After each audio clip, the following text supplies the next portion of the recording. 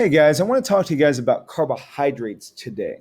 Now, carbohydrates are super duper important because it's in all the different foods that we eat.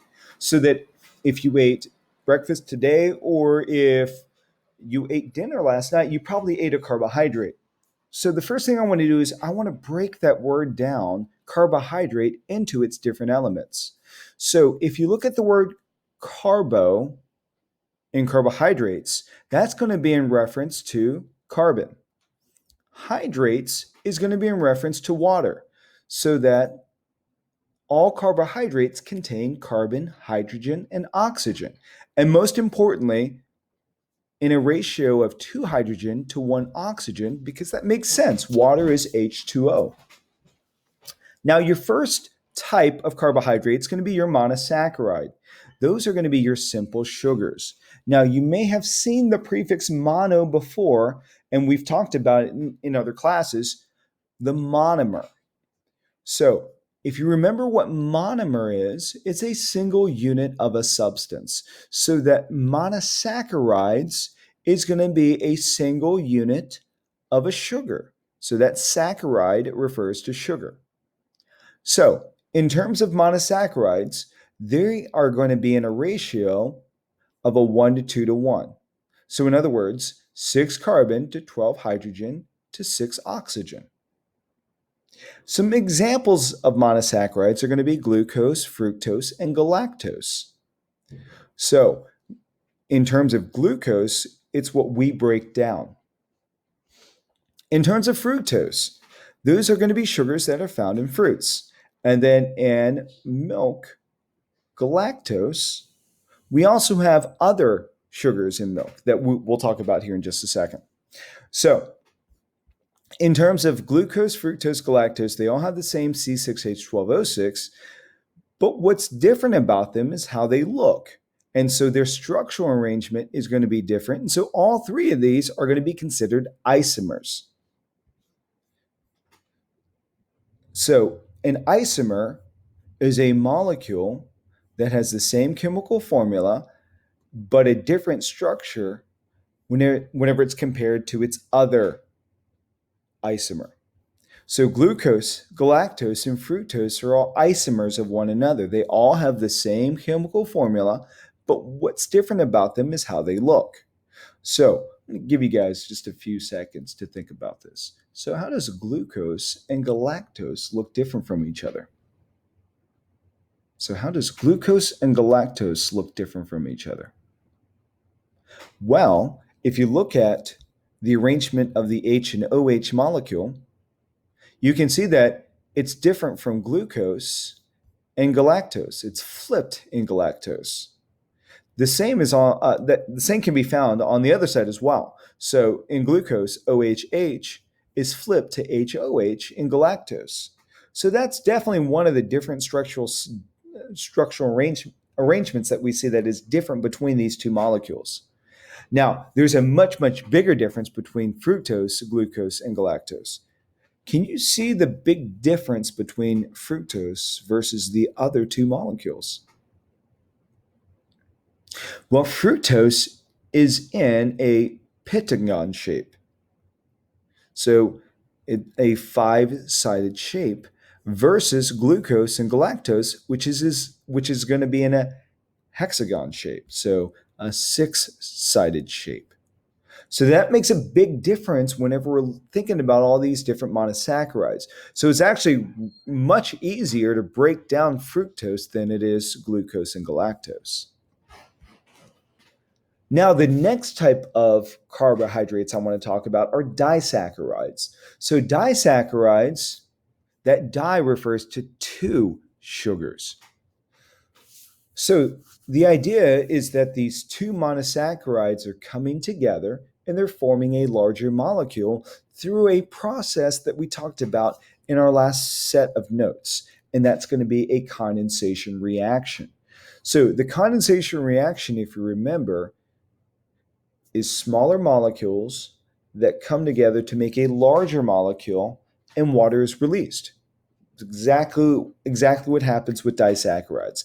They're made up of two monosaccharides so that we have two different examples. So sucrose or sugar that's found in our soft drinks as well as the sugar that we put in our coffee are going to be made up of fructose and glucose, the same monosaccharides that we've talked about in this past slide.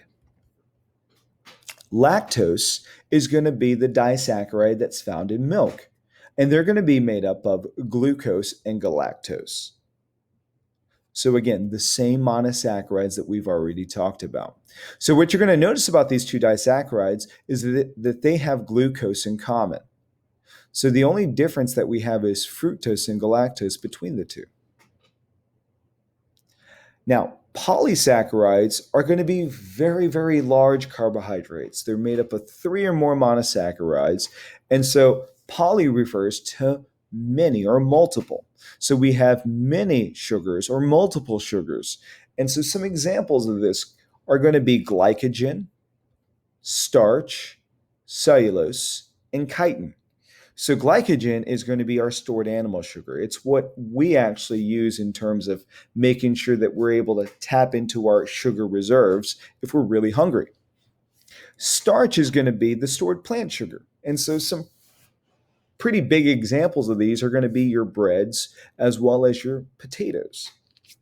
Cellulose is going to be the sugar that's found in plant cell walls, and then chitin is going to be the exoskeleton that are found in various arthropods. And arthropods are going to be your insects, your crustaceans like your shrimp and your lobster. Now, what we want to also take note about is going to be the endings. So if you have an OSE ending, then you definitely have a carbohydrate. So sucrose, lactose, glucose, fructose, galactose all end in OSE. Even cellulose ends in OSE. But not all carbohydrates will end in OSE. So things like glycogen, starch, chitin do not end in OSE, yet they are still considered carbohydrates. Now, in order for us to be able to even make carbohydrates, it's due to the fact that carbon is a really spectacular molecule. That carbon's a really spectacular atom. So in terms of carbon 13 and carbon 14, these are different isotopes that we see in carbon. So the only difference that we see between carbon 13 and 14 are the difference in their neutrons. So we've talked a little bit about carbon 13 and carbon 14 and the usage of using it as a radioactive isotope and using carbon dating. But if you don't remember, that's okay. We'll talk more about carbon dating much, much later. Now, in terms of carbon and going back to it being a spectacular atom, it can form 4 bonds. These 4 bonds are very, very stable, and they provide us to be able to create an endless amount of combinations of different carbohydrates. They also are very, very strong covalent bonds. So you can have something like methane, which is CH4, or ethane, which is C2H6. But again, all of these different carbons can be created to be made into much, much bigger molecules, so that we have a condensation reaction between 2 monosaccharides. So we have alpha glucose and beta glucose. So the alpha and beta glucose can actually be put together to be made into a much larger molecule, beta maltose. So in the process of creating that beta maltose, we also have the release of water. So again, this is your classic example of a condensation reaction to form a disaccharide. Just to review, just to make sure we understand what's going on, I'm going to ask you a couple questions. So which one of these uses chitin, the plant or the crab? If you said the crab, you are correct. And the reason why is because the crab has an exoskeleton, and that exoskeleton is comprised of chitin. Which one of these uses glycogen? If you also said the crab as well, you would also be correct, as glycogen is our stored animal sugar. So if you remember, plants have starch, which is going to be your stored plant sugar. The last thing we're going to talk about is the function of carbohydrates, just to put all this together. So Carbohydrates provide quick energy in the form of glucose. So, if we are in desperate need of tapping into some energy molecules like ATP, then we're going to tap into our carbohydrates. So, we're going to break down glucose in order to get ATP. Now, there is definitely going to be some sugars that we will not be able to use in one sitting. And so, that's going to be stored in the form of glycogen if you're an animal, or starch if you're a plant. And the last thing is going to be that carbohydrates can be used structurally in both plants and animals. So that in plants, it's going to be that cellulose, that plant cell wall. Whereas in animals, it's going to be that chitin, so the exoskeleton that's found in some arthropods. So thank you guys again for listening to this lecture about carbohydrates.